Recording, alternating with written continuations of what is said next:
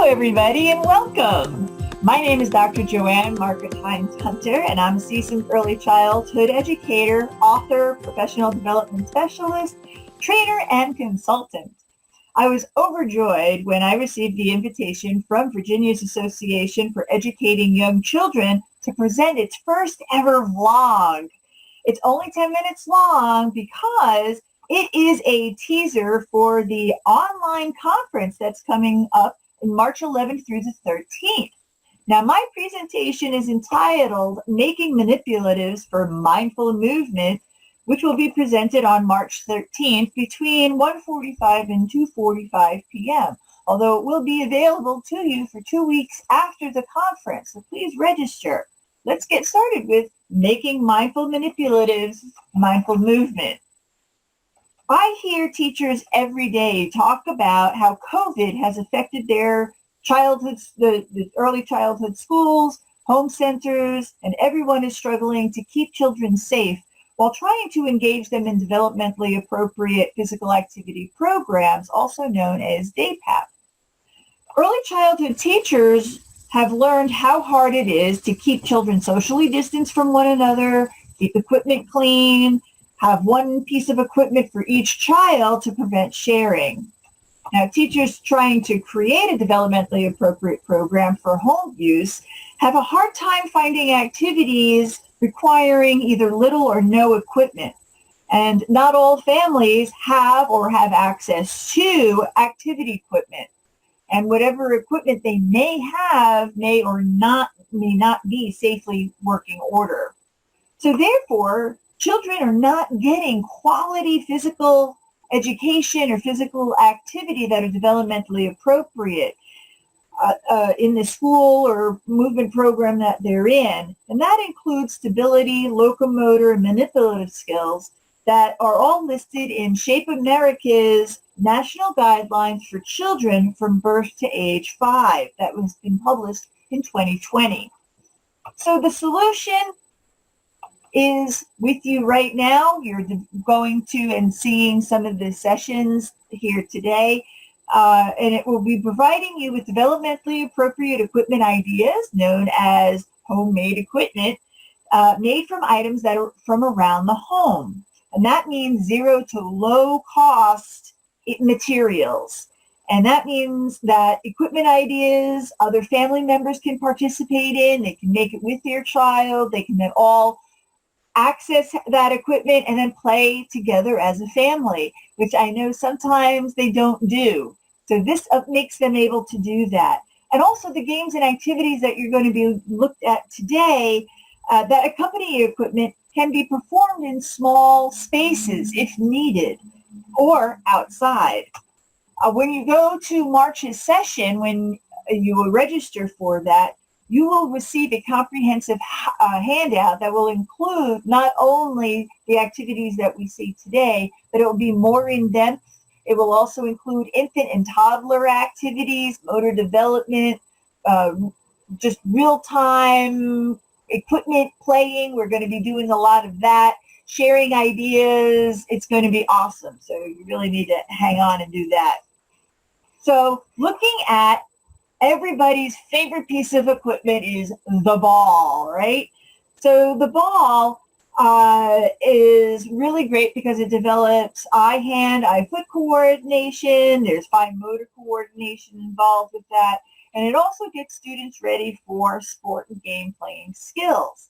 Now, the balls that I'm going to be talking about in the session in March are going to be soft and non-threatening, meaning that children won't turn their heads, right? How many times do we get this? Because they're so afraid that they're going to be hit in the face, and that defeats the problem. So everything is going to be soft and fun to play with. Today, we're going to be talking about the paper ball. Now, the paper ball can be made, of course, so we're talking about paper, whether you want to use a good piece of paper or ones that come in the mail. Great. You're going to throw that away anyway, Mom and Dad. Let's use it. No cost equipment. We also can use newspapers as paper balls as well as magazines. All you need to do is crumble that piece of paper or magazine or newspaper, and you have a ball, but you need to really tighten that ball up. Sometimes that's not good enough. You may need to layer that piece of paper a number of times, or better yet, there are so many cool different tapes that are out there, whether it be masking tape or duct tape. They come in crazy colors. That's fantastic to do that, just to give it weight, because some of the activities may need that ball to travel a little further, and that's exactly what you get. So that's fantastic to create the different type of balls and give it different colors that are then unique to the child as well, or whatever that the parents are able to afford. When you're looking at the paper balls, they're really cool because they can be integrated into all sorts of different STEM activities. So not only are you looking at physical activities, but now you can integrate things like STEM or STEAM. Here they can make their own paper. Woo! Not going into how to make your own paper, but you can make your own paper. Then they can make their own paper balls. If that's too much for you, that's great. We can integrate art into it, where they can then use paint and blot and make their own colored paper, which let that dry first and then crumple it up. And now they have their own paper ball. Or be your little Rembrandts and use tape. So now they are using fine motor skills as they rip tape and put it on their paper and then paint away. So many different fun activities, different activities, just to make a paper ball. So all of that is you can explore. And of course, it looks great. Everybody has their own individual ball that they are playing with. That's theirs. Again, they're not sharing equipment. They could take that ball, use it at home. They could take that ball, bring it to school. It's theirs. Nobody else touches it. That's fantastic. And if all else fails and you don't want to do all of that and you just want to give a regular old colored papers, each one has a different color and they remember that, then again, that's up to you. Paper balls. Also, games to play with paper balls. So the first one up is a fun activity called the spider web. Of course, this can be played anytime. Halloween is probably more appropriate, but of course, you can make it into anything. This could be not even just spider web. It's kind of neat because what you're going to be doing is throwing the balls at the spider web, trying to get it to stick, but it could also be laser beams. And just, again, you're just limited to whatever your creativity yields at this point in time, which could be probably not so good at this point, which is why I'm giving you some ideas. So here's the web. Here, it's between furniture pieces, but you can also do it in between the door frames. And so be creative using just, tape. These are painter's tape.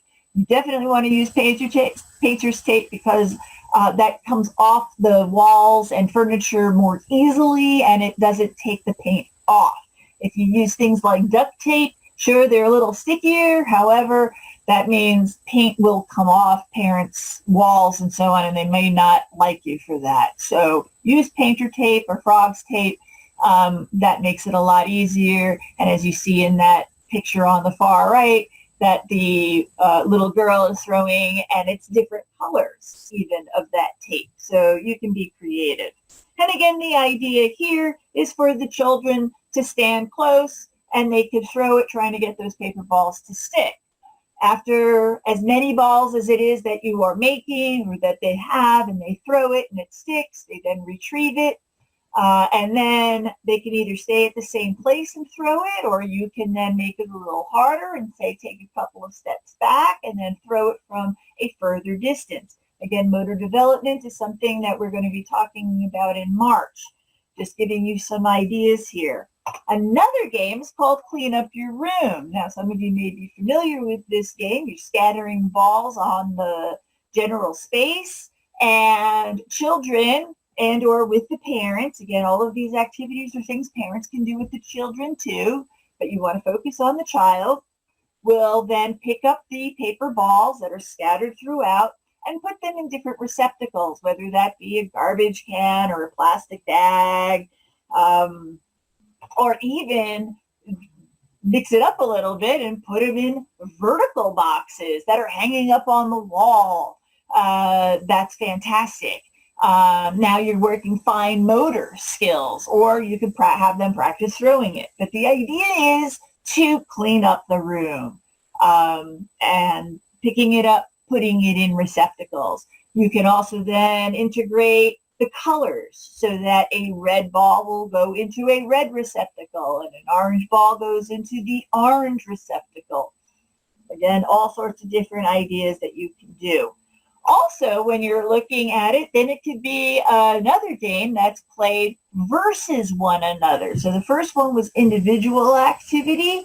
The second one is against somebody. And here you then set up a boundary where then balls are put on equal sides. So you have the same amount of balls.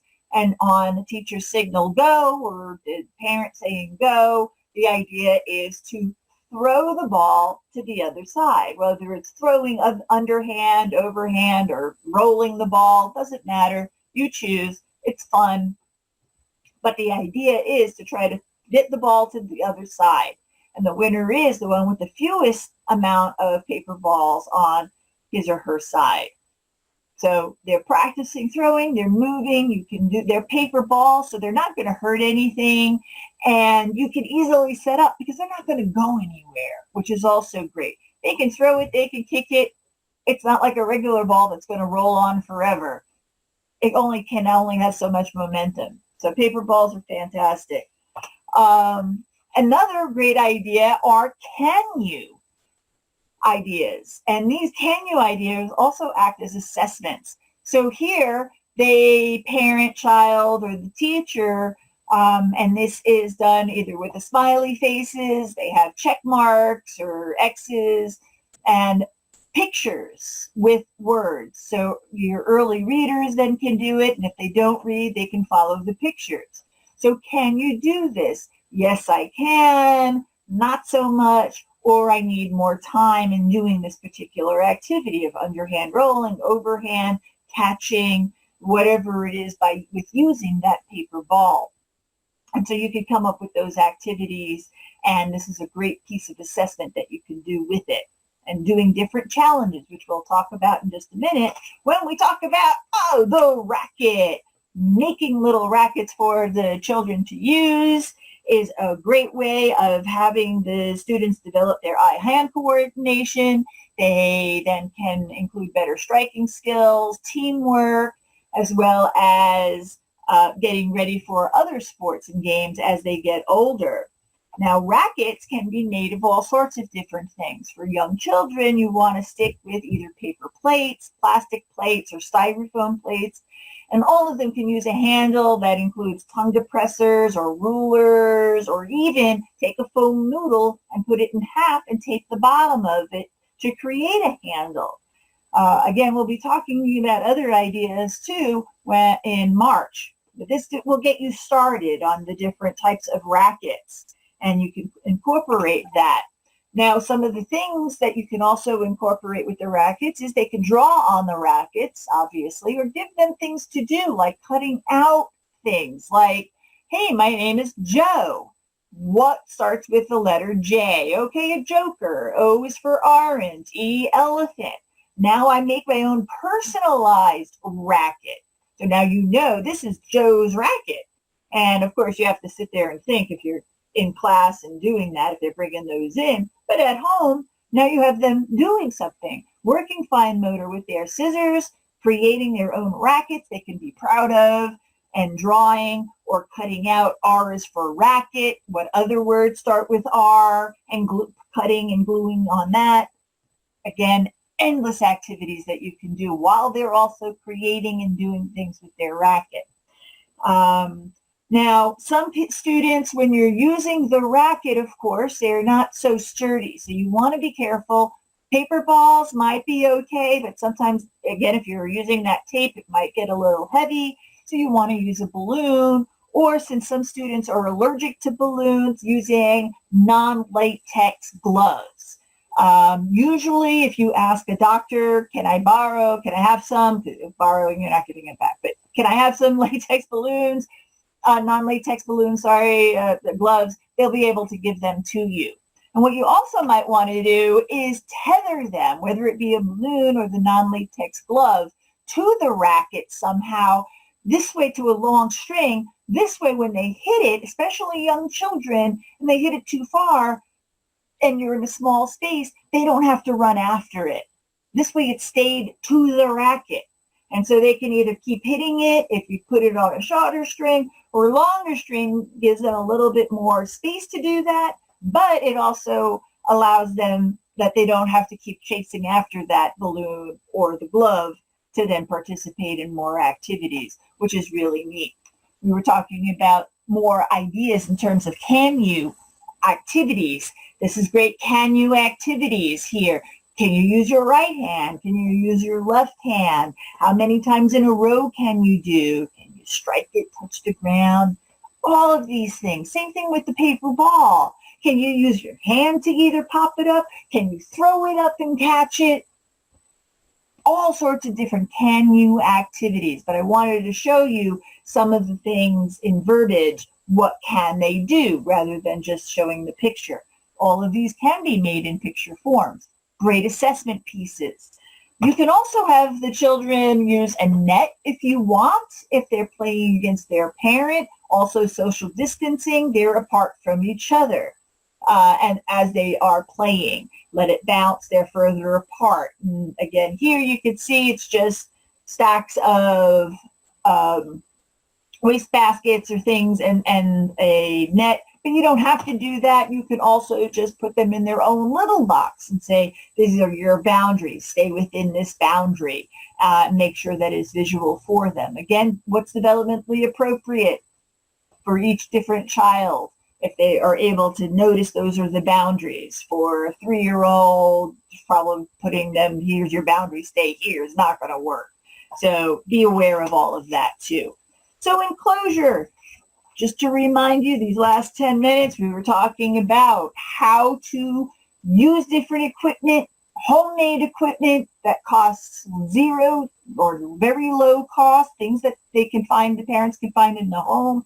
The parents can make their own as well as other siblings so that they can all participate in these activities at home, limited space. They could take the equipment, bring it to school. This way you don't have to worry about cleaning equipment. Yay, one less thing you have to do. They're developmentally appropriate activities with all of this equipment, and there are so much more that I have to show you. Oh my gosh, woo, it's crazy. Different modifications, assessment, interdisciplinary activities to do with them. It's just wonderful. Want you to be active, want the children to be active. I want them to be developmentally appropriate.